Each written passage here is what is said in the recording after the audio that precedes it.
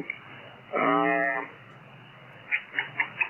Maybe it was James. Maybe it was James was talking about they were having a.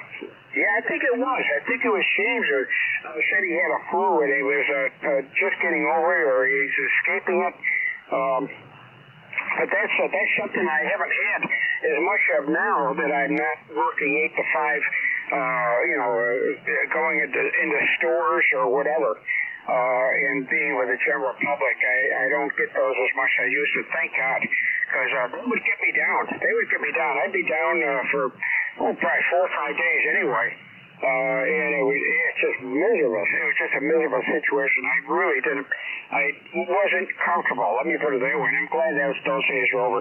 I do not miss the 8 to 5, John. You'll get there. You'll get out of that too, but you got to put yourself in the trenches for a while still, until you can say, okay, no more punching in, no more punching out, no more of that nonsense. ON8EI KD2DYY. Yeah, Roger on that, Mike. KD2DYY, ON80. Just making a little short video, which I'll send to you, because you are sounding great, and it's amazing that the antenna is so low above the ground, and you're really good. So anyway, well, what some guys do here, they go on half time, and they work. Let's say some of them, there's various ways of doing it. One of them is you just work 4 hours and then you go home. And then another one is you work 3 days 1 week and 2 days the next week. So now there is financial, I won't call it penalties, but you won't get it paid as much. But some of them do that. Now I don't feel I'm at that stage for the moment. So I'll keep going. But well, I don't mind saying it. I'm not as fit as I was, all those years ago when I started. But I can still do all the jobs that they ask, which is the main thing, Mike. So yeah, you're sounding great. I wonder. I hope Nancy as well, and the four-legged friends. I came up from the living room, and Skippy and Cindy were there, and God, when you look at them just stretched out in front of the fire, they really have a great life. Over. Yeah, they don't have that. They don't seem to have the foibles that humans do. They don't seem to have that, but they do get their sicknesses, and they have to deal with it. Sometimes you got to take them into the vet and have antibiotics or something like that. But usually they and when they are feeling good and they are lounging around like that, Jesus, what a comfortable sensation that must be. You can draw from that. That's a picture of comfort, and you can feel the same way. It's just that's reflected in you, and you see them. And just when they're lounging around, man, they just seem to. I don't know. They got it made. They got it made. But it's an amazing creature. If you put that thing outside and you've got feral cats that come around you, they'll do okay. They'll do okay outside up to a certain point. They can't handle real cold weather. They can't do that. But up to a certain point, they do very well outside as well as inside. They fend for themselves, Sean. They get their own food. They take care of themselves. That's how. Relatively healthy. They do not last as long as inside cats. They do not. ON80I KD2DYY. Yeah, and I have to say, Cindy, you have to say, Cindy, she is a great a mouser. Over. Oh, that's a plus. That is a plus. Good for you, John. Yeah. She's a real mouser. Only one problem with that is, does she eat the mice or just leave it? Well, I'm sorry to tell you, she would be guilty of eating them. So maybe she's digging her own grave. Over. They get the what do you call it there? They do get. Let's see. If they ingest a mouse, they'll get. The mouse itself doesn't have it, but they have they carry fleas that have the worm eggs, and they'll get worms. So you have to give them a worm pill or whatever when it happens. But they will get worms. And over here, they actually have deworming pills on the shelf. You don't have to get a prescription for them. You can buy them right there and give them to your cat, and it'll deworm the cat. QSL. Yeah, Roger. Okay, well, on the next visit to the vet for little Cindy. Now, Cindy's the only one we bring to the vet. The other ones, they can make their own arrangements. But I'll ask for an extra dose for little Cindy. So yeah, Skippy, he gets the worm pills or whatever. Yeah, we just put it in the food. Over. Oh yeah, however you can get them to eat it. Trying to force a pill down a cat's throat. Well, I'm sure you had fun doing that, John, QSL. Yeah, Roger, and it's amazing. It's amazing. Now, I sometimes, in the past when Skippy, he had something like a tick or what else, something to do with his near his eye. He needed something wiped, and I can grab him. That's okay. And then he starts making a funny sort of a noise. And eventually he wants to go. But it's unbelievable, the power of those hind legs. Over. Oh, my God, yes. Oh, yeah. Try and keep away from those. We use a towel. We wrap around our towel. And then we try and get the pill down their throat. But, yeah, get a towel there, and it'll take a lot of that pressure off. Yeah, they will give you a nasty scratch. They will do that, and there's not much way you can protect yourself unless you wrap it up with a towel. QSL. Yeah, exactly right. Yeah, no, that's something I remember you telling me about that, and from then on I used it. So yeah, and he kind of thinks I'm picking on him, but it's like that old analogy. This is hurting me more than it's hurting you. Over. Somebody playing games with us on frequency, John. I don't know what the hell their problem is. I hate to say the frequency is being used, but I think sometimes they're playing around with this shot. But yeah, that's right. It's going to hurt you. It's going to hurt me more than it does you. But you know what? After it's all over, you do end up with a scratches, John. Yeah, Roger. Anyway, so that's it, Mike. Okay, Mike, I'm going to go down and get a cup of tea. I might just go quickly to 40 meters. There's a guy in the UK, and he's normally on 40 meters, and he does a kind of a call in, and I always like to drop in and say hello to him. But really great speaking with you. Lovely. I do like the 101. Oh, by the way, Mike, Zero CL. Have you heard him recently? Over. No, is he okay? Well, I hope he's okay, but have you spoken with him recently? Over.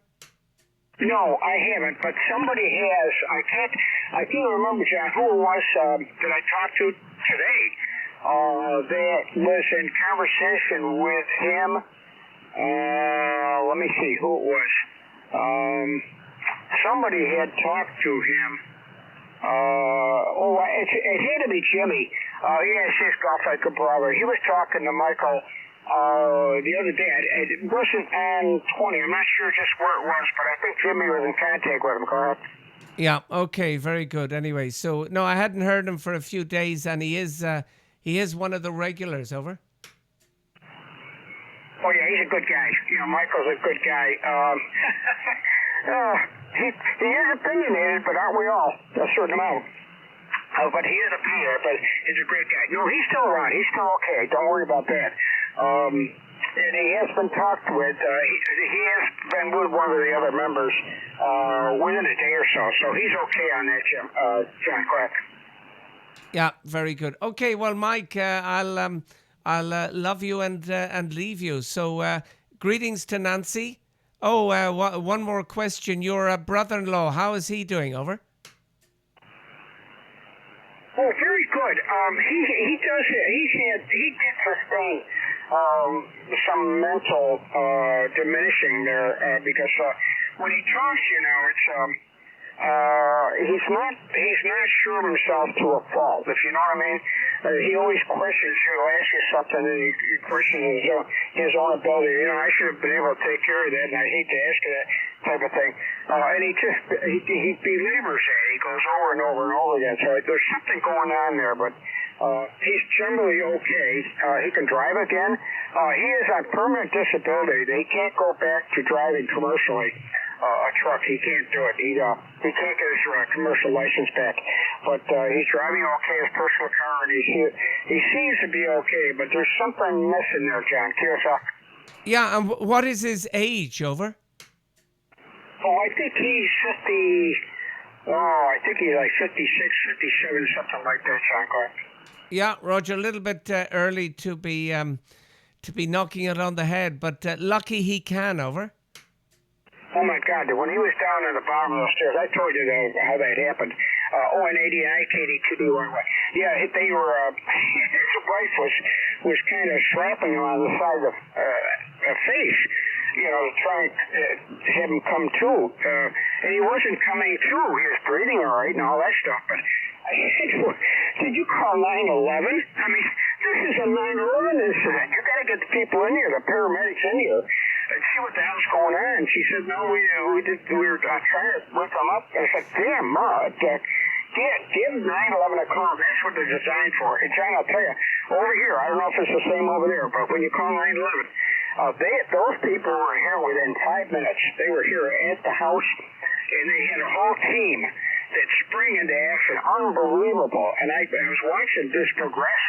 Holy mackerel. I've never seen they got the ambulance there within a couple more minutes. And they got the stretcher, got him out of the stretcher and got him up the stairs in the basement. They had to drag him out of the basement, drag him up the steps and out the front door. And just superb professionalism. Unbelievable, John. QSL? Yeah, Roger. Well, luckily we have a similar setup here.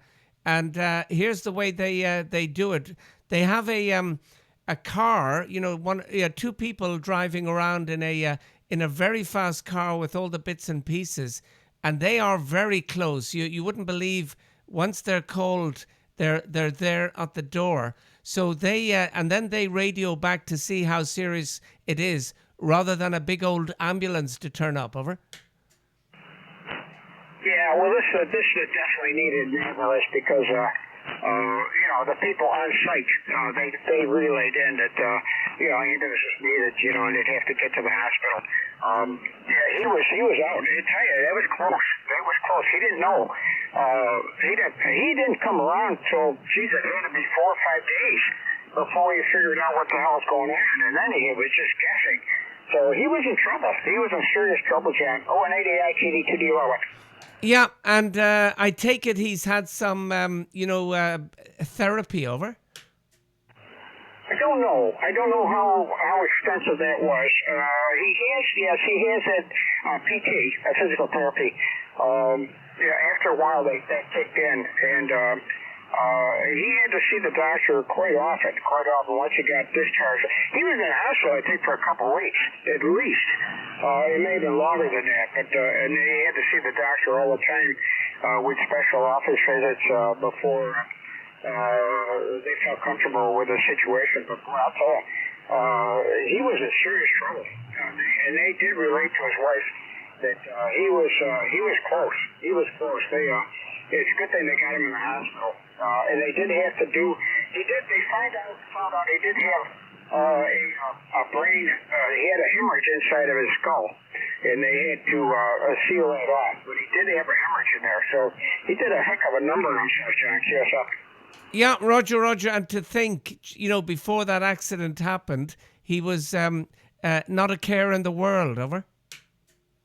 Well, of course, normal wear and tear cares and stuff like that, but no, a good healthy guy, strong guy. He drove a truck. The truck carried gases, for welding. Those big 100-pounders, and he could handle those things real fine, no problem whatsoever. But these days, he does complain about lifting and so forth and so on. So yeah, he was a very vigorous guy before that happened, and it took an awful lot out of him. But by God, he's still with us, and that's the important thing. ON80I, KD2DYY. Yeah, Roger, a real shame. But anyway, he's still with us. Okay, and there was someone else that had some medical issue. I'll just ask that one, and then I'm going to go and QSY. So just tell me, there was someone else that had issues. Over. My son, my son got in a head-on collision. This was last year. He totaled the car. He just absolutely broke his right ankle into smithereens. It was just a mess. And he just went through maybe about 3 weeks ago. He went through the third operation to get his ankle back in shape. And it's finally the serious pain has subsided, and he's in physical therapy. I don't know how many times a week, and he's doing much better. And he's going to be going back to work in February. I think maybe January going back to work. But he had a serious problem too, John. Go ahead. Yeah, Roger. Well, I'm sorry to hear that. I knew about that. So anyway, he's making a recovery and going back to work in February, hopefully. Yeah, you never know the time nor the place. And sometimes when you do see them out driving, they are really rubbish drivers, and that's why accidents. It's not the car; it's the people in them. Over. Oh yeah, this guy admitted they hit him. He fell asleep. He admitted he fell asleep at the wheel, and of course, my son's got all sorts of lawyers going after him to try and get as good a settlement as possible, because he's going to be left with pain for the rest of his life. And the guy just fell asleep to us, huh? Yeah, Roger. Well, that can easily happen as well. Yeah, people working funny hours and not getting enough sleep. But okay, we keep in touch, Mike. But always a pleasure hearing you. As said earlier, greetings to Nancy, the four-legged friends, and till the next time, I'll try and come up tomorrow evening. And I'm just listening to. I think the rain is coming down, but it hasn't affected your signal, Mike. KD2DYY ON80I, over. All right, very good, John. Yeah, we got rain coming down now, and we are at we're at 40 degrees Fahrenheit. What's that convert to? Let's see, that converts to just under 5 degrees, about 4.5 degrees Celsius. A miserable day, but it isn't white. That's the main thing. Okay, okay, John. Have a great night. Have a great night. Appreciate Kadisha, Joe and Farah, and Sepia City. And we will talk to you. We'll talk to you soon, John. Good to talk to you. ON80I KD2DYY.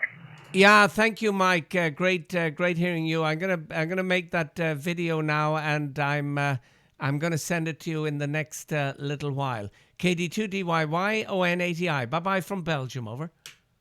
Take care, Chan. Good to talk to you always, and we'll hear you soon. Maybe even tomorrow. Who knows? ON80I KD2DYY. Take care, Chan. Yeah. Bye bye, Mike. Thank you.